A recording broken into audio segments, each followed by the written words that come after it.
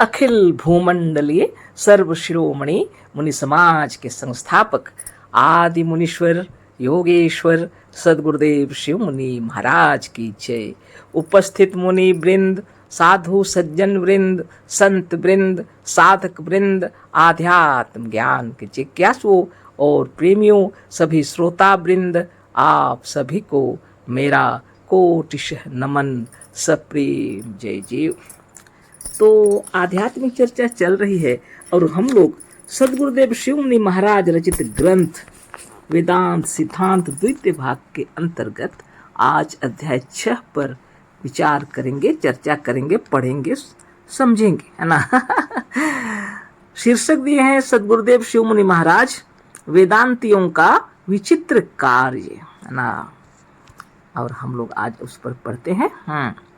जिसको यह ज्ञान हो जाता है कि सब ईश्वर ही करते हैं, उससे ईश्वर अधिक काम लेते हैं। अब लीजिए, बहुत बड़ी बात हो गई। जिसको यह ज्ञान हो जाता है कि सब ईश्वर ही करते हैं, उससे ईश्वर अधिक काम लेते हैं, गुरुदेव कह रहे हैं। और उस मनुष्य का काम अधिक उज्जवल, सुंदर और संसारोपकारी होता है। तो ईश्वर जब उससे अधिक काम लेते हैं और उस मनुष्य का जो काम होता है वो अत्यंत उज्जवल, सुंदर और संसारोपकारी होता है ना। बहुत बड़ी बात है। जिसको यह ज्ञान हो जाता है कि सब ईश्वर ही करते हैं, उससे ईश्वर अधिक काम लेते हैं और उस मनुष्य का काम अधिक उज्जवल, सुंदर और संसारोपकारी होता है।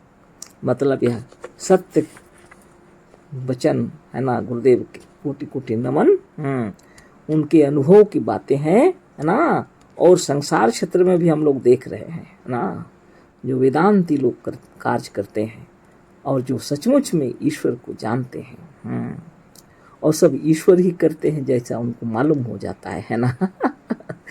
तो वह कार्य अधिक करने लगते हैं और दूसरों के नज़र में तो लगता है ऐसा कि सब ईश्वर ही करा रहे हैं। लेकिन देखिए, संसार के उपकार के लिए वेदांती लोग खड़े हो जाते हैं, है ना।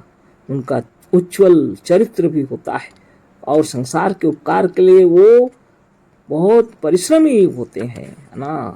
इसी को गुरुदेव बता रहे हैं। उसका दिया हुआ उपदेश ईश्वर का उपदेश होता है। उसके संगति से शांति और सुख का सागर उमड़ पड़ता है। उसके पास प्रेम का प्रवाह और ज्ञान का प्रकाश हर समय चमकता रहता है।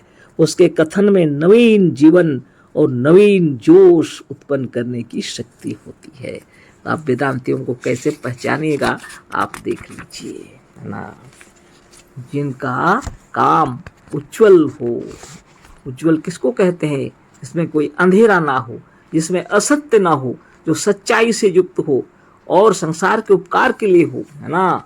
और उसका दिया हुआ उपदेश, है ना, ईश्वर का उपदेश होता है।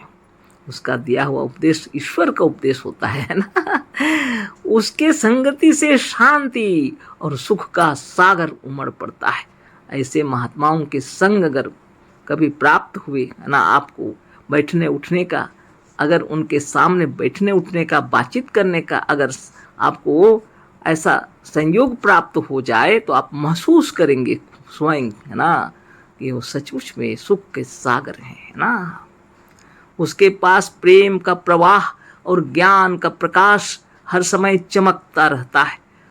ऐसे महात्माओं के हृदय का प्रेम भी बाहर प्रवाहित होने लगता है और ज्ञान का प्रकाश तो हमेशा चमकता रहता है। उसके कथन में नवीन जीवन और नवीन जोश उत्पन्न करने की शक्ति होती है ना। वो जो बोलते हैं जिससे लोगों के हृदय में नवीन जोश उत्पन्न हो जाता है, उनके अंदर में ऐसी शक्ति उत्पन्न होती है जो वो उत्पन्न कराना चाहते हैं, है ना। उसके कथन में नवीन जीवन और नवीन जोश उत्पन्न करने की शक्ति होती है। धन्य धन्य सदगुरुदेव शिव मुनि महाराज की जय। और जितने वेदांतियों के कार्य हैं वो निश्चित रूप से विचित्र होते हैं, है ना। आगे हम लोग पढ़ते हैं। यही कारण है कि कई एक प्राचीन ऋषियों ने अपने उपदेश को ईश्वर का उपदेश कहा है। गुरुदेव कह रहे हैं यही एक कारण है जिसको लेकर के ऋषि मुनियों ने अपने विचारों का जो उपदेश दिया ईश्वर का उपदेश कहा, क्योंकि उनके हृदय से जो वाणी निकल रही है वही ईश्वर का उपदेश है। सच्ची बात तो यही है। आप जो विचार कर रहे हैं, उज्जवल विचार आप हृदय में उत्पन्न हो रहे हैं, आप जो सोच रहे हैं, यही तो ईश्वर की वाणी है ना। अच्छा बुरा जो कुछ भी है सब ईश्वर ही करा रहे हैं, है ना। कौन है वह? आपके भीतर विराजमान, है ना, आपकी अंतरात्मा, है ना। आप साक्षात ईश्वर हैं वास्तव में। ये तो आत्मज्ञानी जानते हैं और लोग नहीं जानते। लेकिन ज्ञानियों के हृदय में जब ये विचार उत्पन्न हो जाता है सब ईश्वर ही करा रहे हैं, तो वह जो विचार उत्पन्न होता है उनके हृदय में, उसको जब संसार क्षेत्र में रखा ऋषि मुनियों ने तो कह दिया यह ईश्वर का उपदेश है। उदाहरण दिए गुरुदेव, यीशु मसीह अपनी शिक्षा को ईश्वर की आज्ञा माने। यीशु मसीह थे, उन्होंने जो शिक्षा दिया ईश्वर की आज्ञा बताए, उन्होंने ईश्वर की आज्ञा माने उन्होंने। मुहम्मद साहब अपने कथन को ईश्वर का कलाम कहे हैं और मुहम्मद साहब अपने कथन को ईश्वर का कलाम कहे हैं। सदगुरुदेव शिवमुनि महाराज की जय। निर्मल हृदय से सदगुरुदेव बतला रहे हैं, है ना। पक्षपात से रहित होकर इन सबको भी ऋषि मुनि की श्रेणी में रखा उन्होंने। यीशु मसीह मुहम्मद साहब सबको ऋषि मुनियों की श्रेणी में रखे हैं। साक्षात जिन्होंने अपने आप को जाना हुआ है ना, और तभी उन्होंने ज्ञान दिया। लेकिन आज आप अपनी इस धरती में देखिए, कोई युद्ध खड़ा हो गया है, कितना तमाशा खड़ा हो गया है। अभी तो इस हमारे भारत भूमि में क्या विचित्र बातें हो गई हैं। हिंदू मुस्लिम की बात हो रही है, क्या पागलपन सवार हो गया है। लेकिन सदगुरुदेव शिवमुनि महाराज कह रहे हैं यीशु मसीह ने अपनी शिक्षा को ईश्वर की आज्ञा माना। जो अभी क्रिश्चियन धर्म में यीशु मसीह को सर्वश्रेष्ठ जानते हैं, सर्वश्रेष्ठ मानते हैं, वो लोग ईश्वर की आज्ञा कह करके कार्य करते हैं। और मुहम्मद साहब अपने कथन को ईश्वर का कलाम कहे हैं। इन्होंने ईश्वर का कलाम बताया और अच्छी अच्छी बातें बताए, लेकिन पता नहीं कहाँ से इनके अंदर में ये भूसा भरा हुआ है, कुछ भी ज्ञान नहीं है ना। इतना 5 वक्त का नमाज पढ़ करके इन्होंने ब्रह्म का साक्षात्कार नहीं किया। और काफिर कहते हैं सबको, और वो स्वयं ही काफिर हैं, है ना। गुरुदेव की महिमा से हम लोग को यह ज्ञान हो गया कि निश्चिंत होकर के, है ना, सारी दुनिया के अंदर में खड़े होकर के आप देखिए, जो आत्मज्ञानी होते हैं उसके कार्य कैसे होते हैं, उसका जीवन कैसा होता है। वो संसार के उपकार के लिए कार्य करते हैं। उनका जीवन में जो कुछ कार्य करते हैं अधिक उज्जवल, सुंदर और संसारोपकारी होता है। ये लोग कार्य तो अच्छे ही किए थे, लेकिन उनके अनुयायी लोग बिगाड़ दिए हैं। अभी भी क्रिश्चियन लोग के कोई दोष नहीं, लेकिन मुसलमान लोग तो बाप रे, खुद को क्या समझते हैं और दूसरे को क्या समझते हैं। इतनी पवित्र शक्ति आत्मा को उन्होंने बर्बाद कर दिया। अब जो भी कहिए, बिना योग साधन से शुद्ध नहीं होंगे, है ना। इसीलिए गुरुदेव बतला रहे हैं कि जितने भी वेदांती लोग हैं उनके कार्य विचित्र होते हैं, है ना। उसके पास प्रेम का प्रवाह और ज्ञान का प्रकाश हर समय चमकता रहता है। उसके कथन में नवीन जीवन और नवीन जोश उत्पन्न करने की शक्ति होती है। आज ऐसे वेदांती की आवश्यकता है। हमारे विश्व ब्रह्मांड के अंदर में ऐसे वेदांती की आवश्यकता है जो हिंदू मुस्लिम जैसी जो वाणी है, हृदय के अंदर में जो विकार उत्पन्न करके रखे हुए हैं, इन सबको धो के साफ कर सके। जो प्रत्येक मुनि का यह धर्म बनता है। नित्य योगाभ्यास कीजिए और चमक उठिए विश्व ब्रह्मांड के अंदर, है ना। यह जो भेदभाव दिखाई पड़ रहे हैं, अज्ञान अंधकार है, तमाम अज्ञान में पड़े हुए हैं।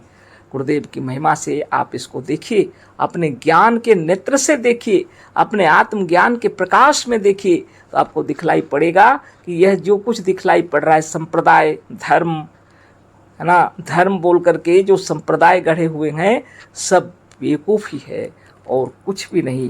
केवल दंगा फसाद लड़ाई झगड़े हो रहे हैं। बताइए, खुद को बचाने के लिए क्या क्या नहीं करना पड़ता।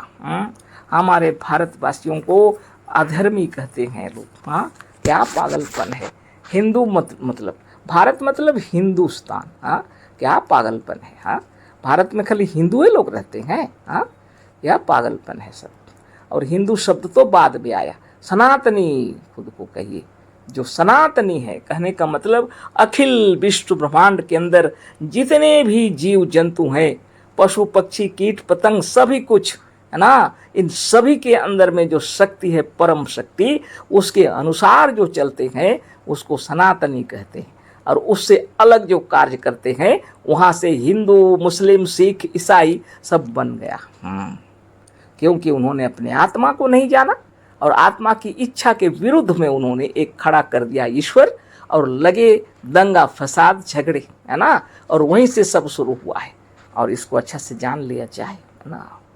गुरुदेव की कृपा से जितने ऋषि मुनि कहे हैं गुरुदेव, है ना, चाहे वह यीशु मसीह हो, चाहे वह मोहम्मद साहब हो, चाहे वह और कोई भी हो, केवल हमारे ऋषि मुनियों को हम लोग जानते हैं, लेकिन ये सभी भी ऋषि मुनि हैं।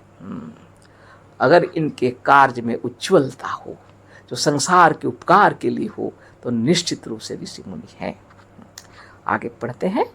इसी से उपरोक्त महात्मा गण अपने समय के मनुष्यों के योग्यतानुसार उनमें नवीन जीवन तथा अद्भुत शक्ति डाल गए।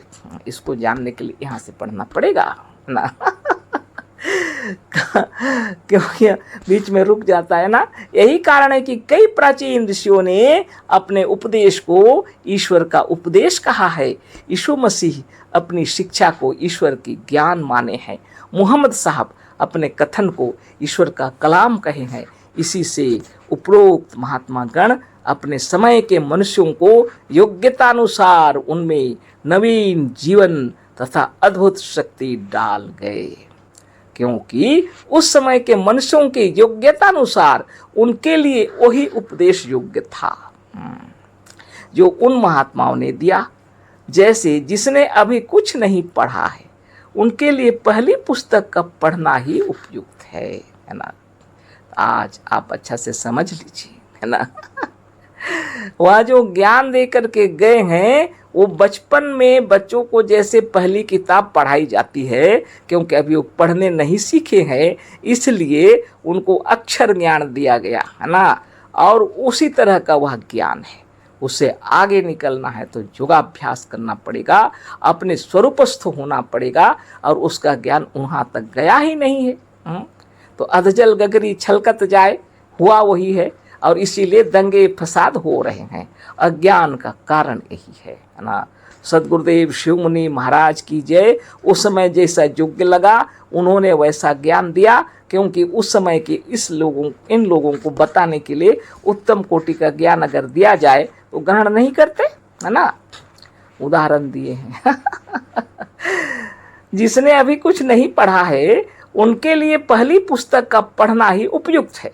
कारण कि ऐसे समय में उन मनुष्यों की योग्यता अनुसार किसी बड़े ज्ञान का उपदेश देना व्यर्थ है। इसी से उन महात्माओं ने अपने देश वालों को प्रकट रूप से इस वेदांत सिद्धांत का उपदेश नहीं दिया, क्योंकि उस समय वे मनुष्य इस ज्ञान के योग्य नहीं थे। परंतु सब महात्माओं के उपदेश में गुप्त रूप से इस वेदांत का झलक पाया जाता है, और वे स्वयं इस ज्ञान से परिचित थे, जैसा कि प्रसंग पढ़ने पर दिखलाते जाएंगे। यदि वे इस ज्ञान को ना मानते तो मुहम्मद अपनी बनाई हुई पुस्तक को खुदा का कलाम न कहते, यीशु मसीह अपनी शिक्षा को ईश्वरीय आज्ञा न बतलाते। ये अपने अंतरात्मा की आवाज को ईश्वर की आवाज समझकर किए हैं, है ना। और हमारे ऋषि मुनि भी ईश्वर का उपदेश कहे हैं, है ना। तो आप अच्छी तरह से जान लीजिए, आपके हृदय में जो विचार उत्पन्न करने वाली शक्ति है, या आप जो विचार कर रहे हैं, आपके अंदर जो बुद्धि ज्ञान सब कुछ जो हो रहा है, या विचार जो उत्पन्न हो रहे हैं, किसकी शक्ति से? आपकी शक्ति से। यही ईश्वर की शक्ति है, यही ईश्वर की वाणी है, यही ईश्वर का उपदेश है। या आप अगर समझ रहे हों तो जगत के कल्याण के लिए खड़े होना पड़ेगा, है ना। निश्चित रूप से आज सोचिए, विचार कीजिए, हमारे देश में ऐसी स्थिति आ गई है, या भारत किसी से युद्ध करने की नहीं चाहता, नहीं चाहता, लेकिन क्या करें। आपके परिवार में यदि कोई आ जाए और आपको कष्ट पीड़ा पहुंचाए, आप खड़े रहेंगे क्या? देखेंगे नहीं ना। ऐसी स्थिति में भारत अभी है। अपनी रक्षा के लिए, अपने आप को सुरक्षित रखने के लिए कदम उठाने पड़े हैं, है ना। और हमारे भारत की रक्षा भी हो, और अगर हो सके तो पूरे विश्व को यह ज्ञान हो जाना चाहिए कि युद्ध से कोई भी शांति नहीं है। युगों पहले महाभारत की रचना हुई, है ना, लेकिन आज तक हम लोग इसको नहीं समझ सके। युद्ध से कभी भी शांति की प्राप्ति नहीं होती है ना।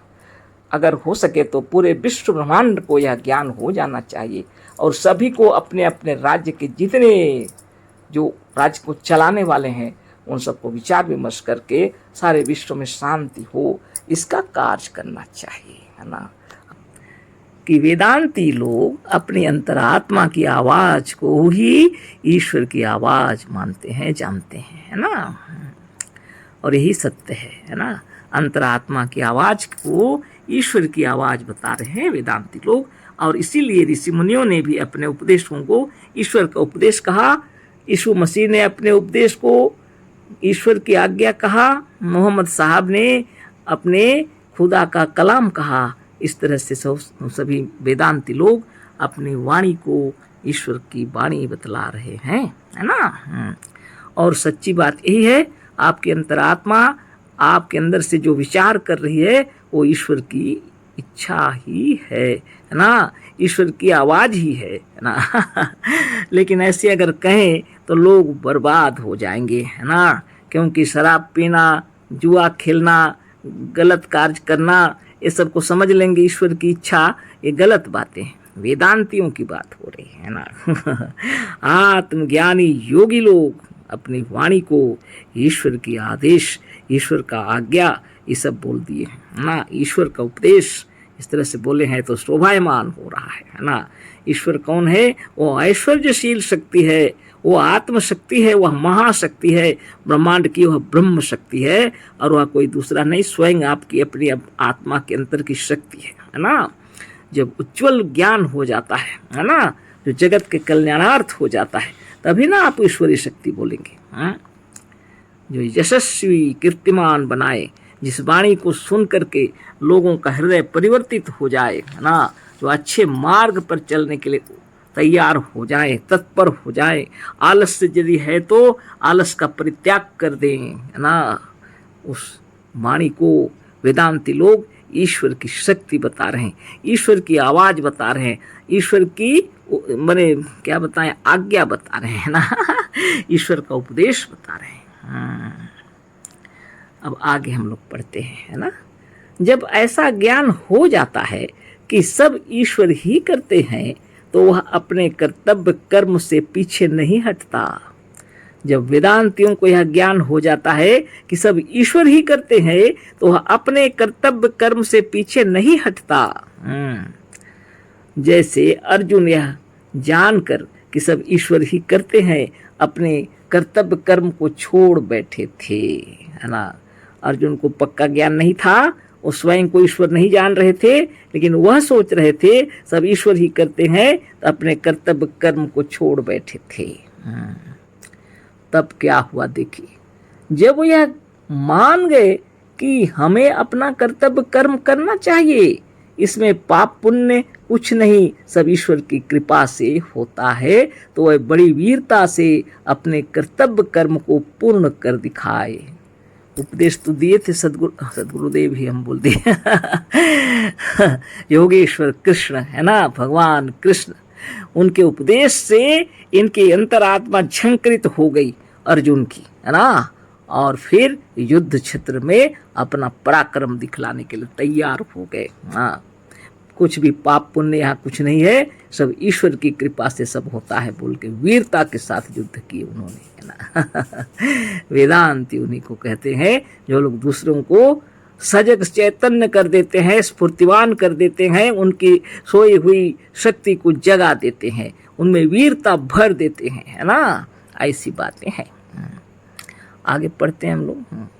यदि यह ज्ञान ना हुआ होता तब भी वह इस कर्म को करते, परंतु संशय रहित होकर इतनी वीरता के साथ नहीं कर सकते।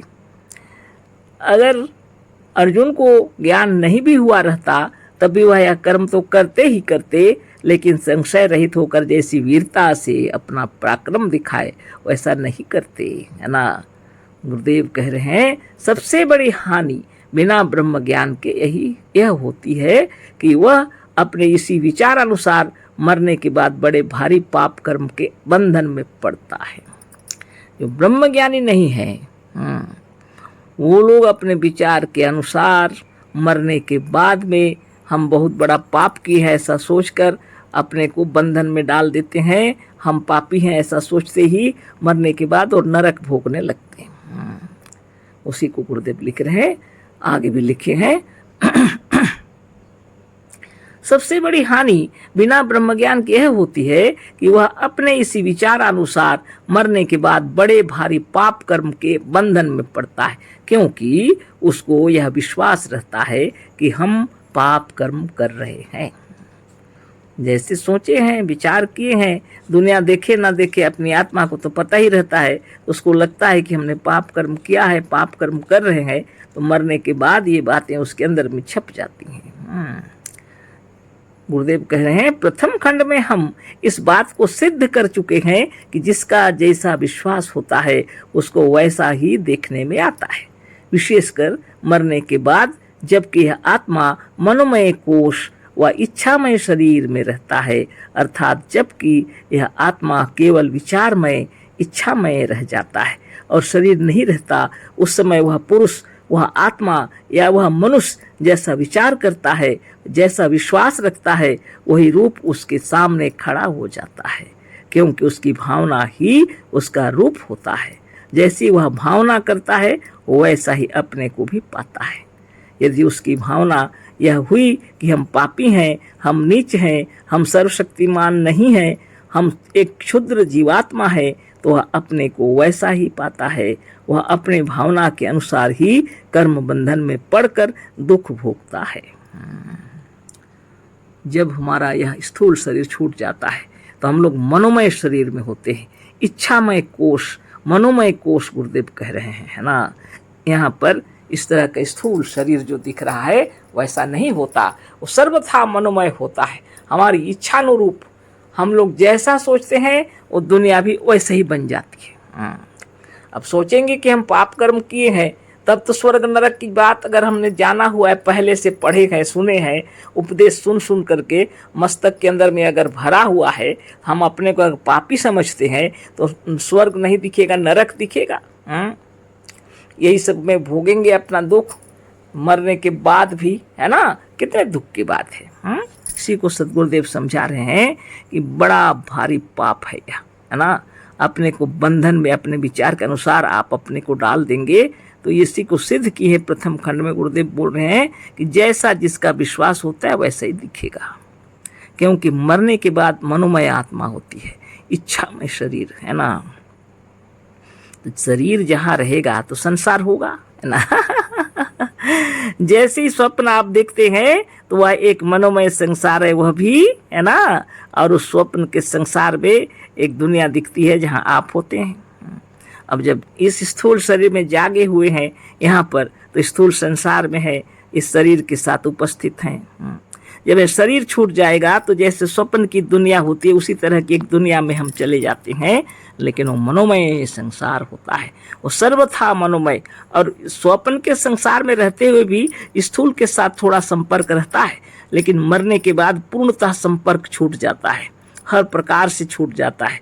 मरने के बाद इस स्थूल शरीर का और इस स्थूल संसार का सारा संपर्क छूट जाता है। यदि कुछ रहता है तो हमारी अंतरात्मा के अंदर में वो संचित होकर के रहता है बस, और यह दुनिया से कोई मतलब नहीं। वह भी वो भीतर में रहता है ना, वो भी कोई ज़रूरी नहीं है ना। जब हम नए शरीर में आएंगे तो फिर नई दुनिया में आएंगे तो नया सब कुछ हो जाता है ना। सद्गुरुदेव यही बता रहे हैं।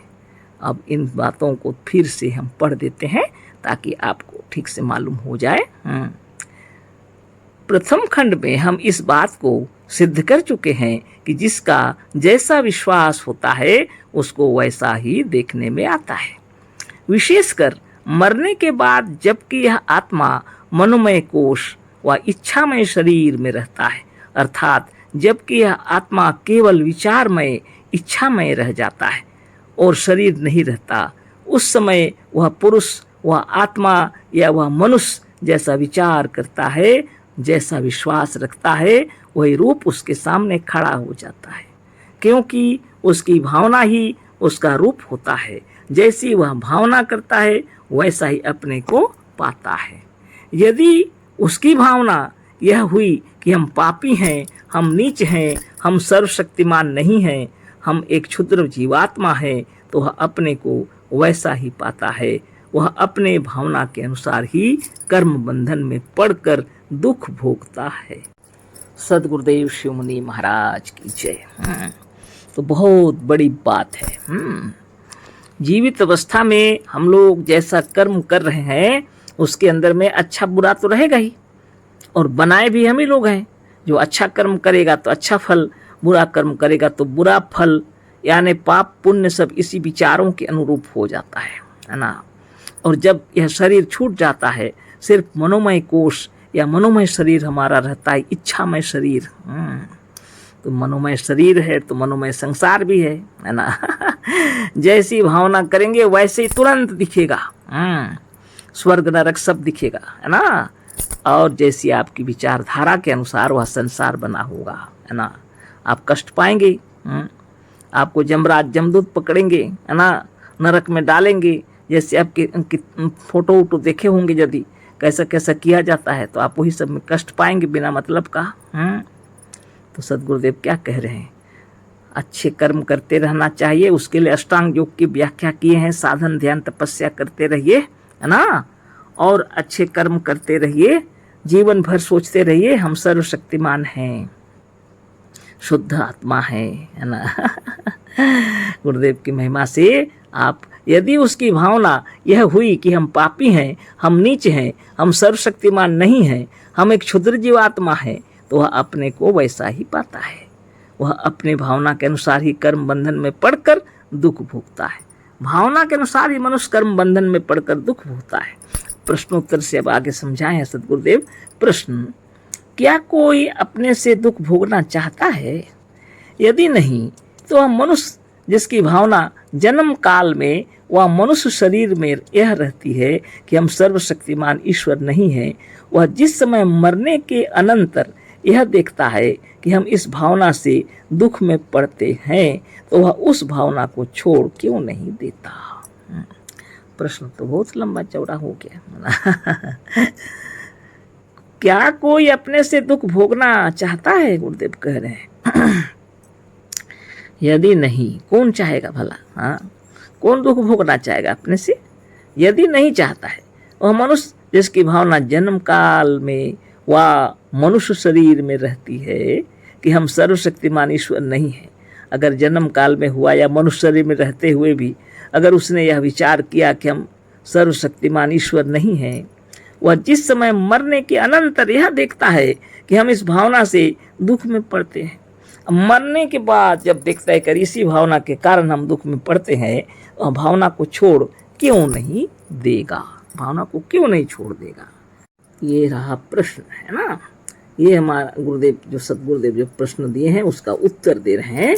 जन्म काल में वह मरने के पहले जो भावना दृढ़ हो जाती है, वह भावना मरने के बाद प्रयत्न करने पर भी दूर नहीं होती।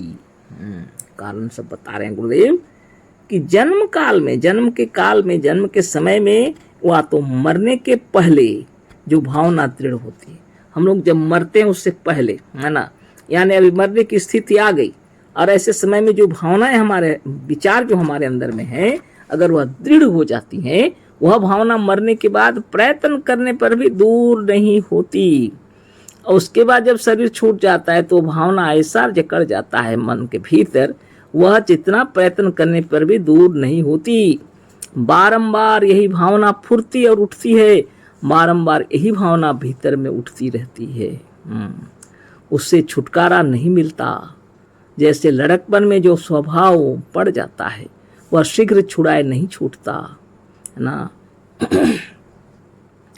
सदगुरुदेव कह रहे हैं मरने के पहले, यानी अभी मरने की स्थिति आ गई, उस समय तक, मरने के पहले तक अगर हम लोग के मन में ये स्वर्ग नरक की भावनाएं आ गई, स्वर्ग नरक वाली बात, पाप पुण्य वाली बात, और हम अपने को पापी समझ रहे हैं और हम अपने को सर्वशक्तिमान ईश्वर नहीं समझ रहे हैं, तब ये भावना मरने के बाद छूटती नहीं है। बस वही बातें बारंबार उठती हैं, वही फिरती हैं अपने मन के अंदर, और जितना भी प्रयत्न करें तो छुटकारा उससे मिलना मुश्किल। गुरुदेव उदाहरण दे रहे हैं, जैसे लड़कपन में जो स्वभाव पड़ जाता है ना, वह शीघ्र छुड़ाए नहीं छूटता। हम बड़े होने पर जानते हैं कि यह कर्म बुरा है, परंतु फिर भी वही कर्म करते हैं, बारंबार वही बात स्मरण आती है, बात दूर नहीं होती। उसी प्रकार जब तक यह भावना दूर नहीं होती, वह अपनी भावना के अनुसार दुख भोगता है और उसे दूर नहीं कर सकता। इसी को नरक कहते हैं। तो अपनी भावनाओं को मरने के बाद व्यक्ति बदल नहीं सकता। बहुत कोशिश करने पर भी भावनाएं बदलती नहीं है।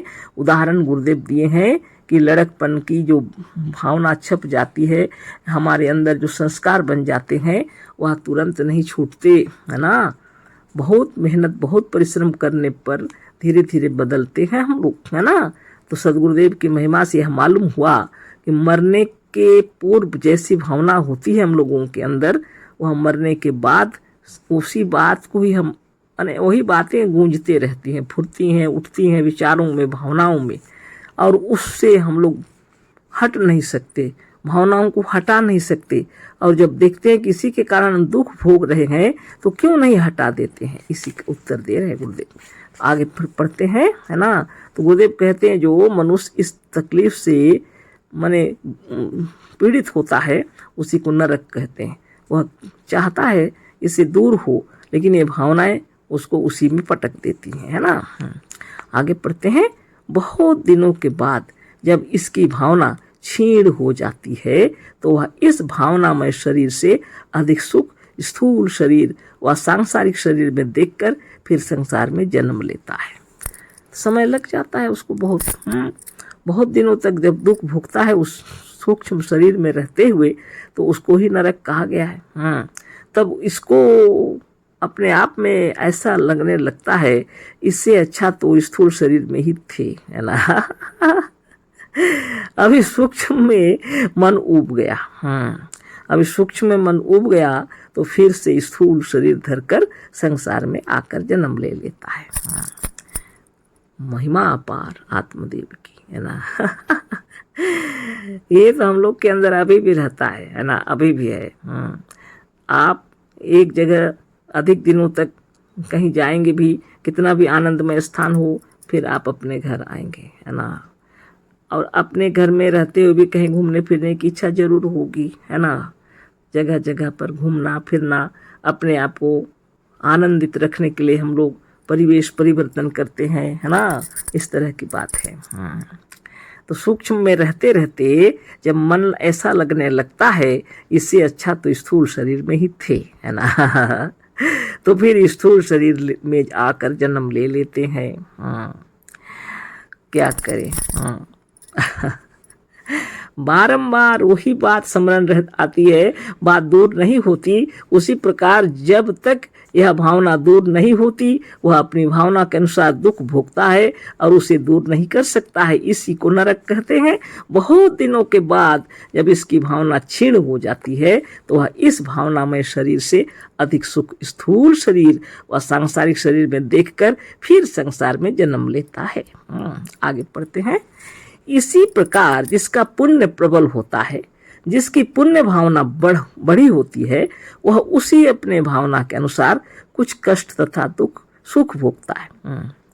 परंतु कुछ दिनों के अनंतर यह तुच्छ भावना भी क्षीण होने लगती है। उस समय यह मनुष्य भावनामय शरीर से अधिक स्थूल शरीर में अधिक सुख स्थूल शरीर में देखकर उस भावना को त्याग कर फिर संसार में जन्म लेता है। इस प्रकार वह बारंबार जन्म व मरण के फेर में पड़ा रहता है। जब तक ब्रह्म ज्ञान नहीं होता इस आवागमन के बंधन से नहीं छूटता। बहुत बड़ी बात है ना। तो इसी प्रकार पुण्य का प्रबल भाव पर पड़ा तो पुण्य की भावना बड़ी होती है, तो उसी भावना के अनुसार वह सुख भोगता है या कष्ट भी भोगता है, जो भी हो।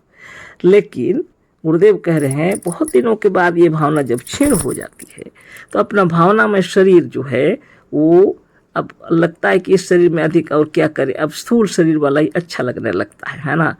अधिक सुख स्थूल शरीर में ही था ऐसा लगता है। वह उसको त्याग करके फिर शरीर धारण कर लेता है। यानी कभी सूक्ष्म शरीर में रहता है और कभी वहाँ मन उब जाए तो स्थूल शरीर में आता है, और स्थूल शरीर में जब रहता है और वहाँ मन उब जाए तो फिर सूक्ष्म में चला जाता है। इसी को जन्म मरण कहा गया है।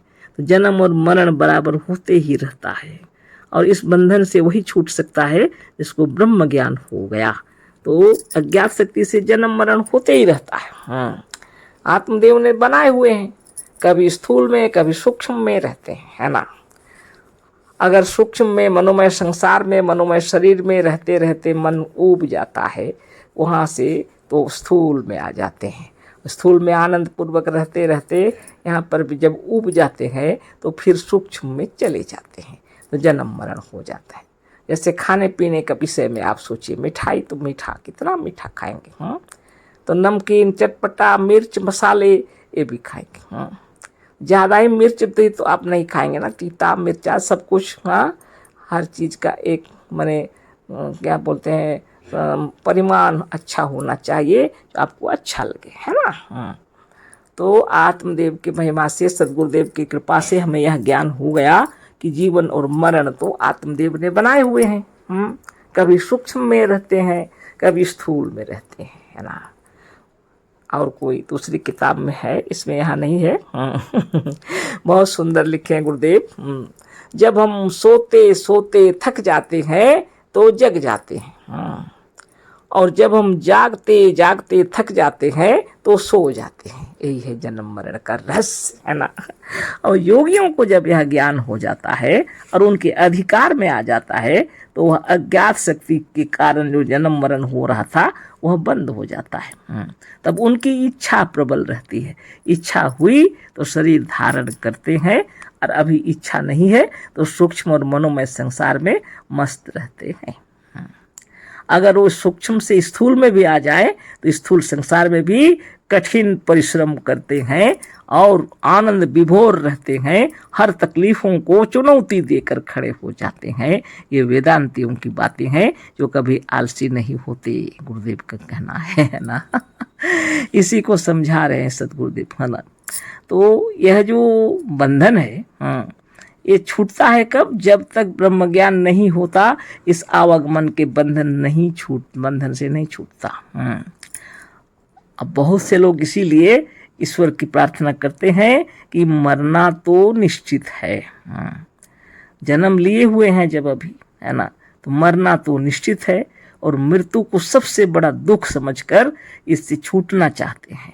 यह सोचते हैं कि भगवान जी के पास चले जाएंगे और इतना अच्छा कर्म किए रहेंगे, भगवान जी पसंद करेंगे हम लोग को तो अपने पास रख लेंगे और फिर इस मृत्यु लोक में नहीं भेजेंगे, यानी दोबारा हम लोग जन्म नहीं लेंगे, तो उसी को मोक्ष समझते हैं।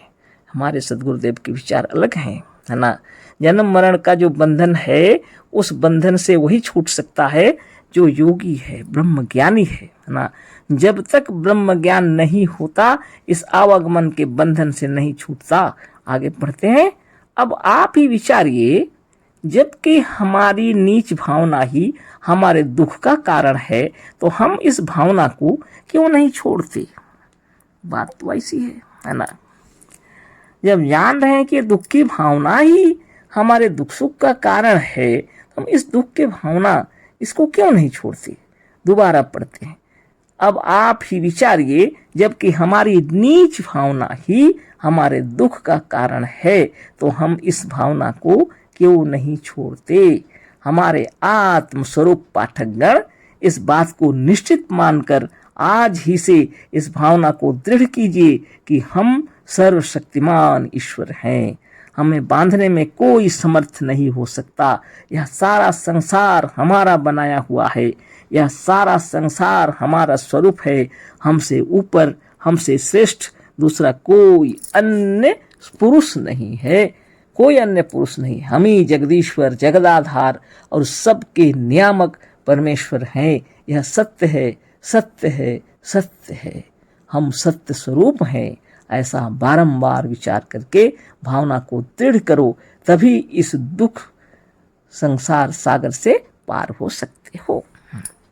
अब मान लीजिए तबीयत बहुत खराब है, शरीर बहुत क्षीण हो गया है, बहुत पीड़ित अवस्था है, लेकिन आप यदि जीवित रहना चाहते हैं तब आपको तो ये भावना करना ही पड़ेगा।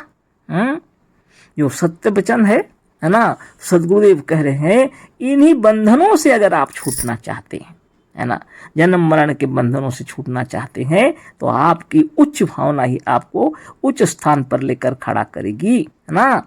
आपको ध्यान करना पड़ेगा, हम सर्वशक्तिमान ईश्वर हैं, है ना। गुरुदेव कह रहे हैं इस बात को निश्चित मानकर आज ही से इस भावना को दृढ़ कीजिए कि हम सर्वशक्तिमान ईश्वर हैं। हमें बांधने में कोई समर्थ नहीं हो सकता। यह सारा संसार हमारा बनाया हुआ है, यह सारा संसार हमारा स्वरूप है। हमसे ऊपर, हमसे श्रेष्ठ कोई अन्य पुरुष नहीं। इसको ठीक से ध्यान कर लीजिए। हम ही जगदीश्वर, जगदाधार और सबके नियामक परमेश्वर हैं। यह सत्य है, सत्य है, सत्य है। हम सत्य स्वरूप हैं। ऐसा बारंबार विचार करके भावना को दृढ़ करो, तभी इस दुख सागर संसार से पार हो सकते हो, है ना। धन्य धन्य सदगुरुदेव शिव मुनि महाराज की जय। ऐसी भावना को नित्य नियमित दृढ़ता पूर्वक कीजिए, तब आप देखेंगे शरीर में परिवर्तन हो जाएगा। आपका शरीर निर्मल, निरामय, निरोग हो जाएगा और स्थूल शरीर में भी जब तक चाहे रह सकते हैं। तो ऐसी बात है ना। और जब कोई बंधन नहीं है ना, अज्ञात शक्ति से मृत्यु नहीं होगी, आपकी इच्छा होगी तो आप जीवित रहेंगे, है ना। अज्ञात शक्ति से भी आपकी मृत्यु नहीं होगी, क्योंकि अज्ञात शक्ति को अपने आप अपने अधिकार में लाने का यही मंत्र सर्वश्रेष्ठ है कि आप ही सर्वशक्तिमान है, आपके ऊपर और किसी का वश नहीं चलता, है ना। खूब विचार कीजिए। आगे हम लोग पढ़ रहे हैं अब, है ना। प्रश्न है, क्या हम अपने भावनामय शरीर को, अपने सिद्धांतमय आत्मा को जीते जी इस शरीर के रहते में देख सकते हैं? क्या इस शरीर के रहते भी हम अपने सर्वशक्तिमान आत्मा को प्रत्यक्ष देख सकते हैं? यह है प्रश्न। गुरुदेव प्रश्नोत्तर करके हम लोग को समझा रहे हैं। स्वयं प्रश्न लिखे हैं और उत्तर भी दे रहे हैं। उत्तर, हाँ, जो लोग ध्यान योग द्वारा संप्रज्ञात समाधि तक पहुंच सकते हैं, वह देखेंगे कि हम जो भावना करते हैं, जैसा संकल्प करते हैं, वैसा हमारा स्वरूप हो जाता है। जो ख्याल करते हैं वही हमारे सामने आता है। यदि हम ख्याल करते हैं कि 10 सूर्य दिखलाई दे तो 10 सूर्य दिखलाई देता है। यदि ख्याल करते हैं कि आकाश में उड़ें तो एक क्षण में सैकड़ों मील उड़ जाते हैं, क्योंकि समाधि काल में भावनामय शरीर होता है। योगी उस समय सत्य संकल्प होता है, जैसे ईश्वर सत्य संकल्प होता है कि उसने ज्यों भावना किया कि यह संसार हो जाए, बस हो गया। वही शक्ति आप अपने में भी देखेंगे, क्योंकि आप वास्तव में सर्वशक्तिमान हैं। वही समाधि काल में प्रत्यक्ष देखने में आता है। इसी से आगे पढ़ेंगे हम लोग, जो शास्त्र में कहा है उसको बाद में पढ़ेंगे, इसको देख लेते हैं ना। प्रश्न गुरुदेव लिखे हैं, क्या हम अपने भावनामय शरीर को, अपने सिद्धांतमय आत्मा को जीते जी इस शरीर के रहते में देख सकते हैं? क्या इस शरीर के रहते भी हम अपने सर्वशक्तिमान आत्मा को प्रत्यक्ष देख सकते हैं? उत्तर स्वयं दिए हैं, हाँ, देख सकते हैं, बोल रहे हैं गुरुदेव। लेकिन कैसे देख सकेंगे? जो ध्यान योग द्वारा संप्रज्ञात समाधि तक पहुंच सकते हैं। अगर आपको अपने आप को प्रत्यक्ष करना है तो नित्य योगाभ्यास करना पड़ेगा। अष्टांग योग की व्याख्या की है गुरुदेव, सुंदर समझाए हैं और चक्रभेद अनुसाधन दिए हैं हम लोगों को, उसको करना पड़ेगा। अब ध्यान, जब आप ध्यान लगाकर साधन करेंगे तो क्या नहीं हो सकता है, सब होगा। गुरु की कृपा से सब कुछ होगा, है ना। आपको संप्रज्ञात समाधि लग जाएगी, है ना। ये कोई बड़ी बात नहीं है। जितना एकाग्र हो जाएंगे, जितना स्वरूपस्थ हो जाएंगे, अपने आप को दृढ़ संकल्प के साथ नित्य योगाभ्यास करते करते आप देखेंगे कि तमोगुण छट जाए, है ना, रजोगुण तमोगुण सब छट जाए और सतगुण से युक्त हो जाए और आत्म स्वरूप होकर के आप तो अपने आप में जब समा जाएंगे, तो उस अवस्था को जब आप पहुँचेंगे संप्रज्ञात समाधि, है ना, तब आप देखेंगे कि वास्तव में आप जो भावना कर रहे हैं, संकल्प कर रहे हैं, वैसा ही हो जाता है। वैसे ही हमारा स्वरूप हो जाता है ना। आप जो सोच रहे हैं, आप जो ख्याल कर रहे हैं, वह सामने वैसे ही हो जाता है ना। उदाहरण दिए गुरुदेव, अगर आपने सोचा कि 10 सूर्य दिखलाई दे, तुरंत दिखेगा। यदि ख्याल करते हैं कि आकाश में उड़े, तो क्षण में सैकड़ों मील उड़ जाते हैं। क्योंकि समाधि काल में भावनामय शरीर होता है। समाधि काल में भावनामय शरीर होता है। जो समाधि काल में जो भावनामय शरीर मिला हुआ है, वही शरीर मृत्यु के समय यह शरीर छूट जाने पर मिलता है वास्तव में, है ना। लेकिन योगी लोग का शरीर जो होता है, वह भावनामय शरीर भी शक्ति से युक्त होता है। और जो योगी नहीं है, वो लोग अपने आप को कमजोर समझते हैं। वो तो पहले लिख चुके हैं, इसको छोड़िए, अभी इसको देखिए। समाधि काल में भावनामय शरीर होता है। योगी उस समय सत्य संकल्प होता है, पूरा संकल्पमय शरीर होता है और सत्य संकल्पमय होता है। इसलिए जो विचार आप कर रहे हैं तुरंत प्रत्यक्ष होता है। सत्य के सामने कोई चीज टिक नहीं सकता। जैसी भावना करेंगे वैसे ही हो जाएगा, वैसे ही दिखेगा। सद्गुरुदेव उदाहरण दे रहे हैं, जैसे ईश्वर सत्य संकल्प होता है कि उसने ज्यों भावना किया कि यह संसार हो जाए, बस हो गया, है ना। तो ईश्वर भी सत्य संकल्पमय है। जैसे उसने भावना किया कि संसार हो जाए तो हो गया। वो कौन ईश्वर है? जो आपके भीतर, आप स्वयं सबके भीतर विराजने वाली यह परम शक्ति, है ना। इसी की भावना से सारा विश्व ब्रह्मांड दिख रहा। संकल्प जैसा करें वैसा हो जाता है ना। तो इसी को बता रहे हैं गुरुदेव, जैसे ईश्वर संकल्पमय होता है कि उसने ज्यों भावना किया कि यह संसार हो जाए, बस हो गया। वही शक्ति आप अपने में भी देखेंगे, क्योंकि आप वास्तव में सर्वशक्तिमान हैं। वही समाधि काल में प्रत्यक्ष देखने में आता है। इसी से योग शास्त्र में कहा है, तदा दृष्टु स्वरूपे अवस्थानम, है ना। तो योग शास्त्र, पतंजलि योग दर्शन शास्त्र आपने पढ़ा है ना, उसके अंदर में लिखा हुआ है तदा दृष्टु स्वरूपे अवस्थानम, है ना। गुरुदेव इसको बता रहे हैं, अर्थ इस समय योगी अपने वास्तविक स्वरूप को प्राप्त होता है। जब वो आगे ऊपर में लिखा हुआ योगश्चित्त वृत्ति निरोध, ध्यान करते करते जब सारी वृत्तियां हट जाती हैं और सिर्फ आत्म ध्यान में आप तल्लीन हो जाते हैं, तब दृष्टा साधक योगी अपने स्वरूप में स्थित हो जाता है ना। उसी को गुरुदेव यहाँ बतला रहे हैं, तदा दृष्टु स्वरूपे अवस्थानम। अर्थ दिए हैं, इस समय योगी अपने वास्तविक स्वरूप को प्राप्त होता है। इसलिए योगी को इस अवस्था में पहुंचने पर यह निश्चय हो जाता है कि हम ब्रह्म हैं, है ना। अपने आप महसूस होगा आपको, आप स्वयं जान जाएंगे कि वास्तव में हम ब्रह्म हैं। आपको लगेगा ही लगेगा, क्योंकि वही सत्य है। हम सर्वशक्तिमान हैं, आपको स्वयं महसूस होगा। अपने को ब्रह्म ना मानना अज्ञानता है। इतना ही नहीं, किंतु अपने को ब्रह्म ना मानना महापाप है, गुरुदेव कह रहे हैं। इतने अज्ञानी में हम लोग हैं, है ना। अभी तो गुरुदेव की कृपा से ज्ञान हो गया, लेकिन ज्ञान जब नहीं था, जिनको हम तो खैर बहुत बचपन से हम मुनि जगत में है, कोई बात नहीं है।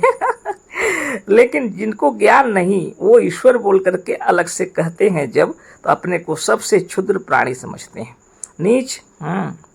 तो यह गलत है। गुरुदेव कह रहे हैं अपने को ब्रह्म नाम मानना अज्ञानता है। इतना ही नहीं किंतु अपने को ब्रह्म नाम मानना महापाप है। और उदाहरण दिए हैं गुरुदेव, असूर्य नाम ते लोका अंधेन तमसावृता तांस्ते प्रेत्याग भी गच्छन्ति ये के चात्महनः जनाः। यह वेद का मंत्र है। इसका अर्थ यह है कि जो लोग अपने को नीच समझते हैं वह अपने आत्मा का हनन करते हैं। फिर बताइए, जो लोग अपने को नीच समझते हैं वास्तव में वो अपने आत्मा का हनन करते हैं, आत्महनन करते हैं, है ना। वह आत्महनन, है ना, लोग उसी नरक में गिरते हैं जिसमें खुदकुशी और आत्महत्या करने वाले गिरते हैं। तो आत्महनन, यह आत्महनन है। जो अपने को नीच समझते हैं वो आत्महनन करते हैं, है ना। सदगुरुदेव शिव मुनि महाराज की जय। इतनी तरीके से सदगुरुदेव हम लोग को समझा रहे हैं कि अपने आत्मा को ब्रह्म ना मानना बहुत बड़ा पाप है। अपने को ब्रह्म ना मानना बहुत बड़ा पाप, महापाप। और जो ऐसा करते हैं वो आत्महनन करते हैं, आत्मा का हनन करते हैं। वह आत्महनन लोग जो आत्महनन करते हैं वो लोग कहाँ जाएंगे? उसी नरक में गिरते हैं जिसमें खुदकुशी और आत्महत्या करने वाले गिरते हैं। लोग बड़ी बहादुरी से खुदकुशी करते हैं ना, बड़ी बहादुरी से आत्महत्या करते हैं।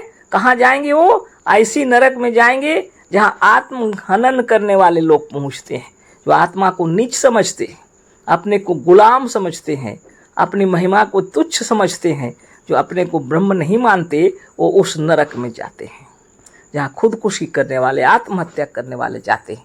क्योंकि आत्मा का जैसा रूप है वैसा ना मानना और उस रूप का अपनी अज्ञानता से नाश कर देना, यही उसकी हत्या है। बहुत बड़ी बात है। जो आत्मा जैसा है उसको वैसा ना मानना और उस रूप का अपनी अज्ञानता से नाश कर देना, यही उसकी हत्या है ना। बल्कि यह हत्या और मरण से भी बढ़कर है। यह हत्या और मरण से भी बढ़कर है, गुरुदेव कह रहे हैं, है ना। बहुत बड़ी बात। तो जो खुदकुशी करना, आत्महत्या करना तो पाप है ही। अपनी आत्मा को नीच समझना आत्महनन है। और वहाँ नरक में जाना है तो कहिए, आपकी इच्छा, है ना। लेकिन सदगुरुदेव समझा रहे हैं यह मरण से भी बढ़कर है।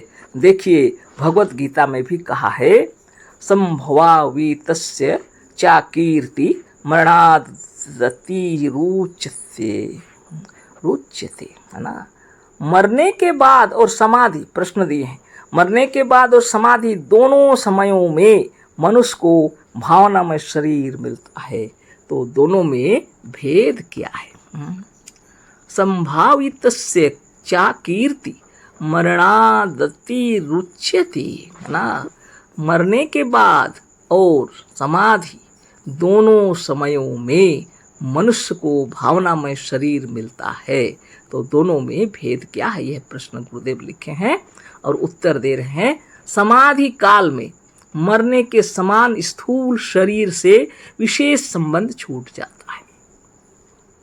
समाधि काल में मरने के समान स्थूल शरीर से विशेष संबंध छूट जाता है, मगर उस समय सत्य संकल्पमय तथा शुद्ध भावनामय शरीर मिलता है।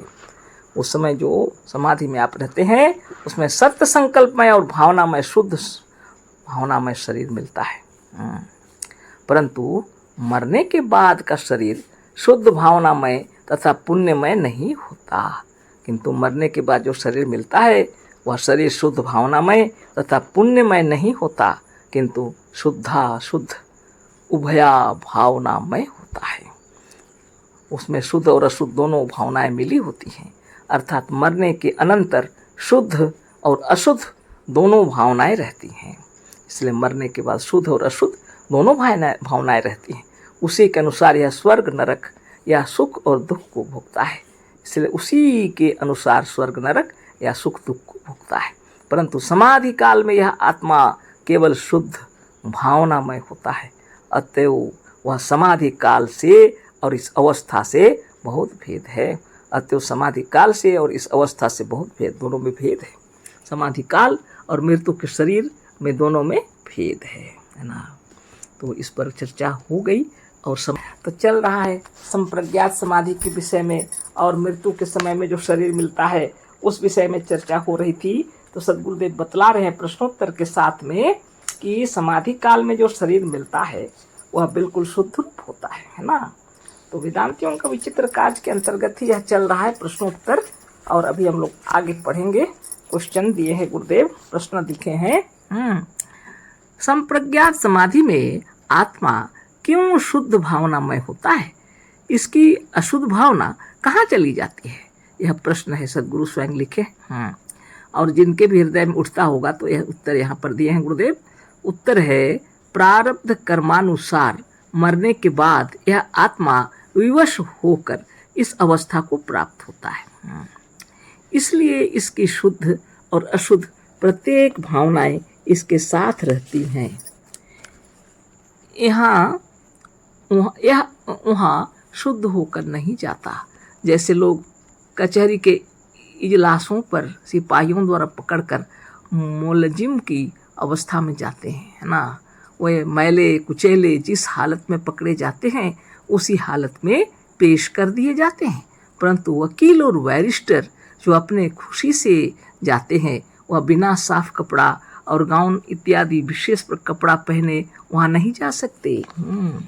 उसी प्रकार से योगी का भावना जिस समय अत्यंत शुद्ध हो जाता है उस समय वह समाधि अवस्था को प्राप्त होता है। परंतु चित्त सर्वदा एक अवस्था में नहीं रहता है। 4 व 5 मिनट के बाद जिस समय उसका चित्त शुद्ध भावना से विचलित होता है फिर समाधि टूट जाती है। इसी प्रकार अभ्यास करते करते जितनी देर तक हम अपने चित्त को शुद्ध भावना में रख सकते हैं उतनी देर तक हम क्रमशः समाधि में भी रह सकते हैं।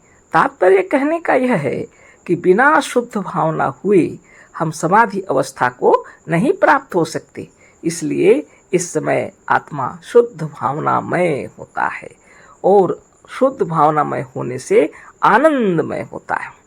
उस समय का चित्त सत्व गुणमय होने से वह आत्मा प्रकाशमय होता है। उसके चारों तरफ आनंदमय ज्योति फैली रहती है। उस समय चित्त में ब्रह्मानंद का लहर उठने लगता है और आत्मा आनंद से विह्वल हो जाता है। उस समय बिना किसी के कहे आनंदमय ओम ओम ओम का शब्द सुनाई पड़ता है। वाह, वे धन्य हैं जो इस अवस्था को जीते जी प्राप्त कर लेते हैं ना। तो बहुत बड़ी बात गुरुदेव बतला रहे हैं। जो प्रश्न समझ लेते हैं अच्छी तरह।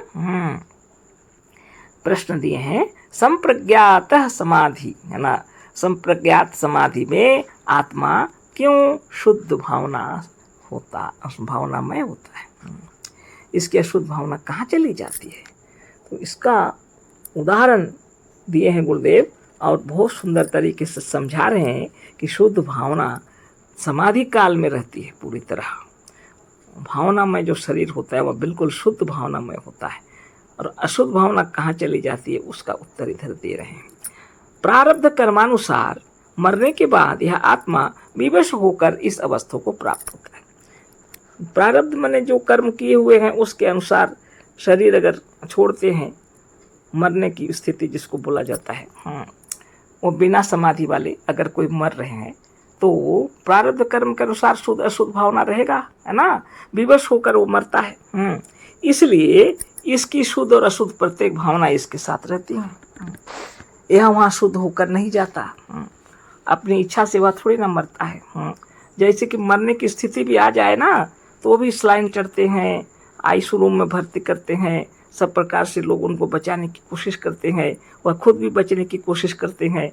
इसी बीच में कोई बच चले जाते हैं, कोई बच भी जाते हैं, है ना। क्योंकि मरने की इच्छा किसी की नहीं। लेकिन समाधि काल, बाप रे बाप, शुद्ध निर्मल होकर के नित्य योगाभ्यास करते करते योगी उस अवस्था को प्राप्त करता है। और नित्य चाहता है कि उस समाधि लगे, उसको समाधिस्थ हो, संप्रज्ञात समाधि लगे। बहुत कोशिश करके वह ध्यान तपस्या करते करते उस अवस्था में पहुंचता है जब आत्मा पूर्ण रूप से शुद्ध आत्ममय हो जाता तभी समाधि लगती है ना।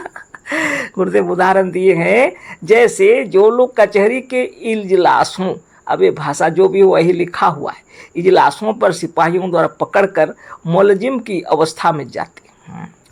अब कचहरी में यदि किसी को कोई पकड़ा है ना, दोषी पकड़ा गया और ऐसे जाएगा तो उसको पकड़ के जैसा था वैसे ही पकड़ के ले जाएंगे ना। उसको थोड़ी समय दिया जाएगा कि तुम ठाट बाट से है ना स्नान करके और आयरन किए हुए कपड़े पहन के ठाट बाट से रेडी हो जाओ तब तुम्हें ले जाएंगे, ऐसा थोड़ी होगा। कोई चोर है, गुंडा है, बदमाश है, कोई दोषी है, जिस अवस्था में रहता है उसको पकड़ के वैसे ले जाया जाता है कचहरी। वो मैले कुचेले जिस हालत में पकड़े जाते हैं उसी हालत में पेश कर दिए जाते हैं। परंतु वकील और बैरिस्टर जो अपने खुशी से जाते हैं है ना, वह बिना साफ कपड़ा कैसे जाएंगे? गाउन इत्यादि विशेष कपड़ा पहने वहाँ नहीं जा सकते। पूरा साफ सुथरा कपड़ा, गाउन इत्यादि विशेषकर उनका जो वेशभूषा है वो पहन कर निकलेंगे ना, है ना। तो वही है योगी, है ना। उसी प्रकार से योगी का भावना जिस समय अत्यंत शुद्ध हो जाता है, इसलिए गुरुदेव कह रहे हैं उसी अवस्था में योगी की भावना जब शुद्ध हो जाती है पूर्णतः, है ना, उस समय वह समाधि अवस्था को प्राप्त होता है।